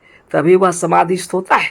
जब तक शुद्ध नहीं हो जाए मन चित्त पूरी तरह, समाधि नहीं लगती है ना। तो आत्मस्थ होते हैं, स्वरूपस्थ होते हैं तो शुद्ध भावनामय होते हैं, है ना। इसी को बता रहे हैं गुरुदेव। परंतु चित्त सर्वदा एक अवस्था में नहीं रहता। तो चित्त हमेशा एक अवस्था में नहीं रहता है, इसलिए 4-5 मिनट के बाद जब चित्त अशुद्ध होने मतलब चित्त जब बदल जाता है, चित्त की भावना जब विचलित होती है, समाधि टूट जाती है। ये समाधि भी जितनी देर तक आपके अंदर में शुद्धता बनी रहती है तब तक समाधि रहती है, और अगर विचलित हुआ मन तो फिर टूट जाती है समाधि। इसी प्रकार अभ्यास करते करते जितनी देर तक हम अपने चित्त को शुद्ध भावना में रख सकते हैं उतनी देर तक हम क्रमशः समाधि में भी रह सकते हैं। अगर देर तक आपको समाधिस्थ होना है तो निरंतर शुद्ध भावना में रहना पड़ेगा। सोते जागते उठते बैठते कार्यकलाप जितने हम लोग करते हैं अष्टांग योग से युक्त होना चाहिए, है ना। पूर्णतः शुद्ध स्वरूप होना चाहिए, तब जाके समाधि भी जब लगती है तो काफ़ी समय लग सकते हैं समाधि में आप रह सकते हैं, है ना। इतना आसान नहीं है, 4-5 मिनट की समाधि बहुत बड़ी बात है ना। जिसका चित्त जितना निर्मल होगा वह उतनी देर समाधिस्थ रहेगा, है ना। गुरुदेव कितने सुंदर तरीके से बता रहे हैं। इसी प्रकार अभ्यास करते करते जितनी देर तक हम अपने चित्त को शुद्ध भावना में रख सकते हैं उतनी देर तक हम क्रमशः समाधि में भी रह सकते हैं। तात्पर्य कहने का यह है कि बिना शुद्ध भावना हुए हम समाधि अवस्था को नहीं प्राप्त हो सकते। सबसे बड़ी बात यही है, बिना शुद्ध भावना हुए हम समाधि को प्राप्त ही नहीं कर सकते, उस अवस्था में पहुंच ही नहीं सकते। और मृत्यु तो किसी की भी किसी वक्त भी हो सकती है। एक्सीडेंट हुआ, कुछ हुआ, बीमारी ज़्यादा हो गई, कोई कारण बस वो मर गया, वो अलग बात है ना। तो शुद्ध और अशुद्ध भावनाएं उसमें तो रहेंगी ही, है ना, क्योंकि उसकी इच्छा भी नहीं थी मरने की, ऐसी हालत में मरा। अशुद्ध भावना शुद्ध भावना सब मिल करके वह शरीर उसको मिलेगा। लेकिन योगी को जो शरीर मिलता है समाधि काल में वह शुद्ध स्वरूप होकर के, संपूर्ण ब्रह्म रूप होकर के, ना तदा दृष्टु स्वरूप अवस्थानम, है ना। अपने सच्चे स्वरूप में स्थित हो जाता है योगी, है ना। इसलिए वह शुद्ध भावना में होता है। तो गुरुदेव की महिमा से पता चला, तात्पर्य कहने का यह है कि बिना शुद्ध भावना हुए हम समाधि अवस्था को नहीं प्राप्त हो सकते। इसलिए इस समय आत्मा शुद्ध भावनामय होता है, और शुद्ध भावनामय होने से आनंदमय होता है। उस समय का चित्त सत्व गुणमय होने से वह आत्मा प्रकाशमय होता है, उसके चारों तरफ आनंदमय ज्योति फैली रहती है। उस समय चित्त में ब्रह्मानंद का लहर उठने लगता है और आत्मा आनंद से विह्वल हो जाता है। जब हम समाधिस्थ होते हैं चित्त में आनंद की लहरें उठने लगती हैं, है ना। आत्मा आनंद विह्वल हो जाती है ना। उसमें बिना किसी के कहे अपने आप ओम ओम ओम का शब्द सुनाई देता है लगातार, है ना। वाह वह धन्य है जो इस अवस्था को जीते जी प्राप्त कर लेते हैं। गुरुदेव कह रहे हैं और एक शायर भी कह रहे हैं, वह धन्य है जो जीते जी इस अवस्था को प्राप्त कर लेते। जीते जी जो मर देखा मजा जीने का सरवरस देखा। तो जीते जी जो मर करके देखा, जीते जी जो मरा है ना तो जीते जी कौन मरता है? जो समाधिस्थ होते हैं वही मरते हैं, जीते जी दूसरे थोड़ी मरेंगे, है ना। इसके ऊपर की अवस्था जिसमें यह भावना भी नहीं रह जाती, जिसमें आत्मा अपने साक्षात स्वरूप को प्राप्त हो जाता है ना। बहुत बड़ी बात है। गुरुदेव की कृपा से जीते जी जो मर देखा, जीते जी जो मर करके देखा, है ना कोई मर करके क्या देखेगा बताइए? जो समाधिस्थ होते हैं वो अपने को जानते हैं, समाधि में अपने को देखते हैं और समाधि अवस्था से आकर के फिर स्थूल जगत में आते हैं। सोचिए हम लोग कितने धन्य हैं। समाधि जहाँ जा रहे हैं आप, समाधि की अवस्था में, वहाँ साधारणतः मनुष्य मरने के बाद ही पहुँचता है। जीवित अवस्था में वहाँ कोई भी नहीं पहुँचता। शरीर छूटने के बाद ही उस शरीर को प्राप्त करता है। लेकिन हम लोग जीते जी मर करके देख लिए, तो मजा जीने का सर्वसर देखा। अब सर्वसर देखा लिखा हुआ है ना अब इसका अर्थ हमें नहीं पता, लेकिन जो भी हो, जीते जी जो मर देखा मजा जीने का सर्वसर देखा लिखा हुआ है। आप लोग अगर समझेंगे तो समझिए, लेकिन इतना तो निश्चित है कि जीते जी जो मर करके देखता है वो जीने का मजा वास्तव में पा लेता है ना। और सचमुच में वो आनंद की स्थिति में अपने आप को आनंद विभोर पाता है। सच्चा ज्ञान हो जाता है।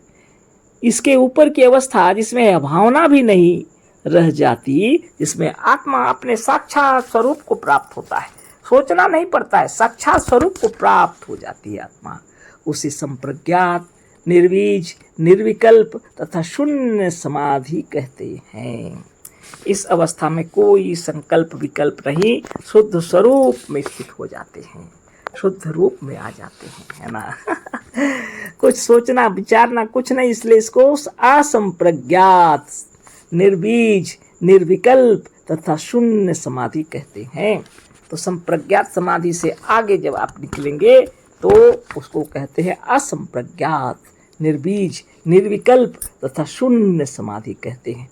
यह अवस्था विशेषकर कहने योग्य नहीं है, किंतु अनिर्वचनीय है, इसलिए स्वयं अनुभव करने योग्य है। तभी इस अवस्था का यथार्थ ज्ञान हो सकता है। आप समाधिस्थ हो सकते हैं, निरंतर योगाभ्यास कीजिए, संप्रज्ञात हो असंप्रज्ञात हो, आप जिस कोटि का साधन करेंगे आप उस अवस्था को पहुँचेंगे, क्योंकि वो आपकी अपनी अवस्था है ना। वहाँ तक आप जा सकते हैं।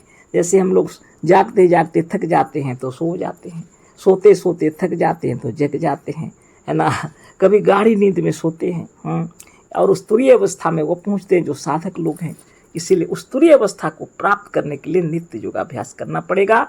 चाहे संप्रज्ञात या असंप्रज्ञात जो समाधि आपको प्राप्त करना है, तपस्या से प्राप्त होगी, है ना। यहाँ छोटा सा शीर्षक दिए हैं गुरुदेव, निद्रा में योगाभ्यास। स्वयं प्रश्नोत्तर भी दिए हैं, है ना। तो प्रश्न के हिसाब से समझा रहे हैं। तो हम लोग को मालूम हुआ है इससे पहले कि संप्रज्ञात समाधि और असंप्रज्ञात समाधि की बातें हो रही थी, जिसमें हमारा शरीर जो रहता है शुद्ध रूप से भावनामय होता है, शुद्ध भावनामय, है ना अब योगाभ्यास की बात हो रही है जब, और निद्रा में योगाभ्यास लिखा है। तो प्रश्न दिए हैं सद्गुरुदेव, संप्रज्ञात समाधि प्राप्त करने के लिए कौन कौन से सरल उपाय हैं? स्वयं प्रश्न दिए हैं, उत्तर भी दे रहे हैं, है ना। संप्रज्ञात समाधि प्राप्त करने के लिए कौन कौन से सरल उपाय हैं, ये है प्रश्न। और उत्तर है कुछ एक उपाय हम पीछे वर्णन कर चुके हैं, फिर भी कुछ नवीन और सरल यहाँ पर भी लिखते हैं, है ना। तो सद्गुरुदेव बोल रहे हैं पहले से ही हम बतला चुके हैं, कुछ वर्णन कर चुके हैं इसके पहले, लेकिन अभी यहाँ फिर से हम बता रहे हैं, सरल चीज बता रहे हैं। बोल रहे हैं गुरुदेव कि संप्रज्ञात समाधि प्राप्त करने के लिए कौन कौन से सरल उपाय हैं, उसमें से यहाँ बता रहे हैं, है ना। सर्वदा यह चिंतन किया करें कि हम सर्वज्ञ सर्वशक्तिमान पर ब्रह्म परमात्मा है। तो सर गुरुदेव कह रहे हैं सर्वदा हमेशा आप एक ही चिंतन करते रहें। कोई भी समय काम कर रहे हैं, कुछ भी कर रहे हैं, फिर भी इस चिंतन से आप अलग मत होइए, है ना। बराबर आप यह चिंतन रख कीजिए कि हम सर्वज्ञ सर्वशक्तिमान पर ब्रह्म परमात्मा हैं। यह सारा संसार असत्य और भ्रम मात्र है। जो कुछ दिख रहा है सारा संसार जो है वास्तव में यह असत्य है और भ्रम मात्र है। ऐसा विचार करते रहना है। यह संसार कुछ नहीं, सब तरफ से शून्य है। यह संसार कुछ भी नहीं है, सब तरफ से शून्य है, खाली है, बिल्कुल कुछ नहीं है। यह केवल स्वप्न मात्र है। यह जो संसार दिख रहा है यह केवल स्वप्न मात्र है। ऐसा करने से कभी आपको स्वप्न में भी यह ख्याल हो जाएगा कि हाँ यह जो कुछ है वह स्वप्न है। ऐसा अगर आप विचार करते रहेंगे और कभी नींद में स्वप्न में भी अगर आपको यह विचार हो गया, ख्याल हो गया कि यह जो कुछ है सब स्वप्न है, स्वप्न मात्र है, यह जो कुछ है सब स्वप्न है ना। ऐसा आप स्वप्न में भी अगर विचार कर लिए, है ना यह सब शून्य है, यह सब विचार कर रहे हम सर्वशक्तिमान हैं, ऐसा ख्याल करते ही वह स्वप्न की सृष्टि ही वहीं विलीन हो जाएगी। जब आप ऐसा विचार करेंगे तो स्वप्न की जो सृष्टि है वहीं विलीन हो जाएगी और हम उसी योगावस्था को प्राप्त हो जाएंगे जिसे संप्रज्ञात समाधि कहते हैं। कितनी तपस्या से नित्य योगाभ्यास करते करते योगी लोग संप्रज्ञात समाधि प्राप्त करते हैं। सद्गुरुदेव इतना सरल उपाय बता रहे हैं कि जितना जो ब्रह्मांड जो दिख रहा है आपका, ये संसार जो कुछ दिख रहा है, इस सब को आप बारंबार सोचिए यह सब भ्रम मात्र है, स्वप्नवत मिथ्या है ना। एकमात्र हम ही सत्य हैं, हम सर्वशक्तिमान हैं, इसको ख्याल रखिए। हम सर्वज्ञ सर्वशक्तिमान पर ब्रह्म परमात्मा है। यह सारा संसार असत्य और भ्रम मात्र है। यह सारा संसार कुछ नहीं, सब तरफ से शून्य है। यह केवल स्वप्न मात्र है। ऐसा करने से कभी आपको स्वप्न में भी यह ख्याल हो जाएगा कि यह जो कुछ है वह स्वप्न है, यह सब शून्य है, हम सर्वशक्तिमान हैं। ऐसा ख्याल करते ही वह स्वप्न की सृष्टि वहीं विलीन हो जाएगी और हम उसी योगावस्था को प्राप्त हो जाएंगे जिसे संप्रज्ञात समाधि कहते हैं। कितनी सरल रीति से आप पहुंच जाएंगे अपने संप्रज्ञात समाधि की अवस्था में। जब ज्ञानी लोग नित्य योगाभ्यास करते हैं तो ऐसे ही वो समझ जाते हैं कि सारा संसार जो है वास्तव में जो दिख रहा है सब हमारा भ्रम ही है। यह स्वप्न की तरह ही मिथ्या है। जब तक हम लोग जागृत अवस्था में स्थूल देह में है, स्थूल संसार में है, स्थूल शरीर में है, इसको जीवन पर्यंत हम लोग कह सकते हैं। सारा संसार में जब तक जीवित है तब तक के लिए यह सब कुछ सत्य ही दिखेगा। और जब शरीर छोड़ दिए तो उसके बाद इसकी आवश्यकता भी नहीं है, संपूर्ण विलीन हो जाएगा, हम लोग के लिए कोई ज़रूरत नहीं। और हम जो अपनी दुनिया में रहते हैं हमारे मनोमय संसार में रहते हैं और वह जो शरीर प्राप्त होता है वह साधारण व्यक्ति का शुद्ध और अशुद्ध भावनाओं से युक्त होता है शरीर। सद्गुरुदेव कह रहे हैं जो संप्रज्ञात समाधि लग जाती है या असंप्रज्ञात समाधि लग जाती है, आप समाधिस्थ होते रहते हैं बराबर से, तो वह जो समाधि प्राप्त होती है उस समय जो रूप आपको मिलता है वह जो शरीर वह शुद्ध बिल्कुल भावनामय होता है ना, शुद्ध भावनामय। उसको प्राप्त करने से आप हमेशा प्रसन्न रहेंगे। इसलिए गुरुदेव कह रहे हैं कि संप्रज्ञात समाधि लगाने की कोशिश करें और सबसे सहज उपाय है यह संसार मिथ्या है, इसको जान लेना चाहिए और यह शून्य है ना, बिल्कुल हमारे रहने से ही है ना। स्वप्न में भी अगर यह ज्ञान हो गया, यह जो दिख रहा है यह सब स्वप्न है, तो उसी वक्त आपका अपने आप सब विलीन हो जाएगा वह चीज और आप अपने संप्रज्ञात समाधि में आप आत्मस्थ हो जाएंगे। योगी लोग जहाँ पहुँचते हैं संप्रज्ञात समाधि में अवस्था आपको मिल जाएगी स्वतः। तो आगे पढ़ते हैं, स्वप्न में लोगों को स्वप्न सत्य मालूम होता है, परंतु स्वप्न काल में यदि यह मालूम हो जाए कि यह स्वप्न है, भ्रम है, यदि स्वप्न में ही आपको यह मालूम हो जाए कि यह सब कुछ शून्य है और हम सर्वशक्तिमान हैं, तो उस समय आप एक आश्चर्यजनक आनंदमय अवस्था को प्राप्त होंगे। आप उसी समय देखिएगा कि हम सचमुच सारे संसार के उत्पन्न करने वाले ईश्वर हैं। यदि यह लेख भी स्वप्न में आपको याद आ जाएगा तो आप स्वप्न से समाधि अवस्था को अनायास प्राप्त हो जाइएगा, इसमें कुछ संदेह नहीं। सद्गुरुदेव शिवमुनि महाराज की जय, है ना। तो स्वप्न को जब हम देख रहे हैं, यदि स्वप्न में हम लोग रहते हैं तो स्वप्न सत्य मालूम होता ही है। स्वप्न काल में अगर यह मालूम हो गया कि यह स्वप्न है और भ्रम है, यदि स्वप्न में आपको यह मालूम हो जाए, गुरुदेव कह रहे हैं यह सब कुछ शून्य है और हम सर्वशक्तिमान हैं, तो उस समय आपका यह आश्चर्यजनक आनंदमय अवस्था को प्राप्त होंगे। तो आप उस समय क्या होंगे, तो उस समय आप एक आश्चर्यजनक आनंदमय अवस्था को प्राप्त होंगे, है ना। वही है संप्रज्ञात समाधि, है ना। आप उसी समय देखिएगा कि हम सचमुच, है ना, आप उसी समय देखिएगा कि हम सचमुच सारे संसार के उत्पन्न करने वाले ईश्वर हैं। यदि यह लेख भी स्वप्न में आपको याद आ जाएगा तो आप स्वप्न से समाधि अवस्था को अनायास प्राप्त हो जाइएगा, इसमें कुछ संदेह नहीं। यह भी एक तपस्या है। जो ज्ञानी होते हैं, योगी लोग होते हैं, वेदांती लोग होते हैं, उनको अच्छी तरह मालूम रहता है कि जहाँ अभी हम लोग हैं यह स्वप्न की तरह ही है, मिथ्या ही है, लेकिन हम हैं इसलिए दिख रहा। सद्गुरुदेव उसी को बता रहे हैं।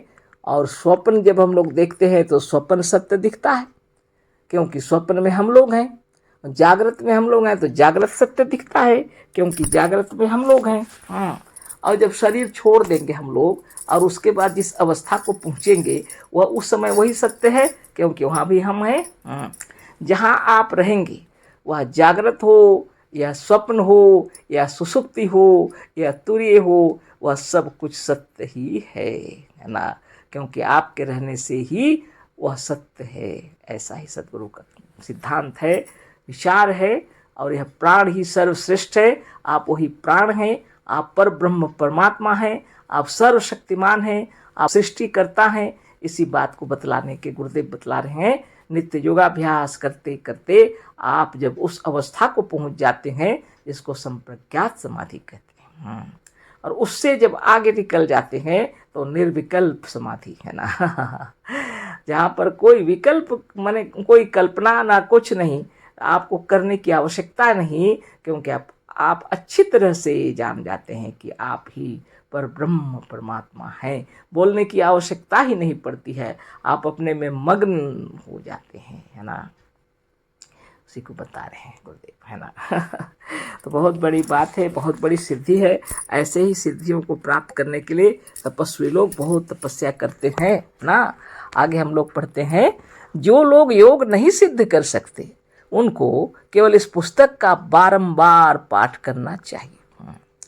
यदि ऐसा हुआ कि आप योग सिद्ध नहीं कर पा रहे हैं तो बारंबार योग साधन करते हुए भी किताबों का पाठ करते रहिए।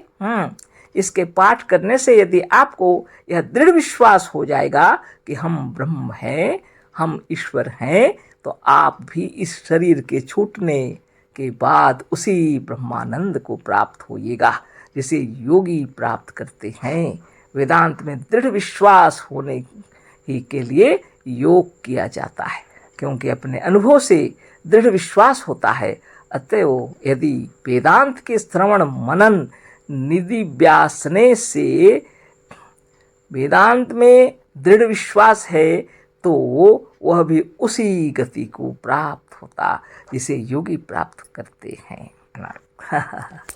कितनी बड़ी बात है। हाँ, तो सद्गुरुदेव शिवमुनि महाराज की जय। नित्य योगाभ्यास करते हुए भी अगर ऐसी स्थिति है कि आप सिद्धि प्राप्त नहीं कर पा रहे हैं, सदगुरुदेव कह रहे हैं कि इन किताबों को पढ़ना होगा बारंबार। तो नियमित पाठ थोड़ा पढ़ना चाहिए गुरुदेव का, और बराबर ध्यान रखिए। और जिस समय आप हृदय में यह विचार दृढ़ हो जाएगा कि हम ब्रह्म हैं वास्तव में, है ना, और आप स्वयं ईश्वर हैं, यह जब आप हृदय में विचार उत्पन्न हो जाएगा, और बराबर से इसी शरीर में रहते हुए भी, जगत में रहते हुए भी, सारे कार्य करते हुए भी आप इस तरह जब सोचते हैं, साधन करते करते समाधिस्थ हो जाएंगे, संप्रज्ञात समाधि, है ना। और अगर ऐसा नहीं भी हुआ तो शरीर छूटने के तुरंत बाद ही आपको वही शुद्ध रूप शरीर मिलेगा जो योगी लोग को प्राप्त होता है। आपको जब अच्छी तरह मालूम हो जाएगा कि हम ही ब्रह्म हैं, और यह सारा संसार शून्यवत है और हमारे होने से है ना, और नहीं तो इसकी कोई इसका कोई अस्तित्व नहीं है ना, यह सब शून्य रूप है। इसको अगर आप अच्छी तरह समझ जाएंगे तो आप पर ब्रह्म परमात्मा है, आप सृष्टि करता है, जैसा चाहें वैसा सृष्टि आप कर सकते हैं, है ना। ये विचार आपके अंदर जब दृढ़ भाव से आ जाएगा, है ना, तो गुरुदेव लिखते हैं, मनन निधि व्यास ने लिखा है, नित्य दिन अगर ऐसा अभ्यास कर लिए, अपने आदत बना लिए, नित्य दिन इसी तरह की बातें करते सोचते विचार करते रहेंगे तो दृढ़ विश्वास हो जाएगा। सोते जागते उठते बैठते सारे कार्यकलाप जितने दुनिया के करते हुए भी आप यदि अपने आप को पर ब्रह्म परमात्मा है, हम ही ब्रह्म है, ऐसा विचार रखते हैं, और यह सारा संसार हमारा ही बनाया हुआ है, एक समष्टि है और एक व्यष्टि, उसी तरह आप अगर सोचते रहेंगे तो यह स्वप्न की तरह मिथ्या ही है और शून्य है। तो आप यदि स्वप्न में भी आपको यह याद हो जाए तो संप्रज्ञात समाधि में पहुंच जाएंगे, और नहीं तो योगाभ्यास करते हुए भी दृढ़ संकल्प से समाधिस्थ हो जाएंगे। और अगर जीवन भर ऐसे विचार करते रहे तो शरीर छूटने पर आप स्वयं ही उस शुद्ध भावनामय स्वरूप में स्थित हो जाएंगे, है ना, पर ब्रह्म परमात्मा हो जाएंगे, जहाँ योगी लोग पहुँचते हैं साधन ध्यान तपस्या करके, और आप सचमुच में ब्रह्म है यह ज्ञान हो जाएगा। तो इति षष्ठो अध्याय, है ना, यह छठा अध्याय पूरा हो गया। सदगुरुदेव शिवमुनि महाराज की जय, जिन्होंने हम लोगों को बारंबार यही बतलाया है कि आप ही पर ब्रह्म परमात्मा हैं और आपके अलावे और कोई भी शक्ति नहीं है। बराबर चिंतन करते रहिए और गुरुदेव की किताबों का अध्ययन करते रहिए, और हम लोग ऐसे ही चर्चा भी करते रहेंगे। तो आज ये पाठ हो गया, अध्याय पूरा हुआ। कल फिर दूसरे अध्याय पर चर्चा करेंगे। अशेष धन्यवाद, कोटिशः नमन, सप्रेम जय जीव। सदगुरुदेव शिवमुनि महाराज की जय।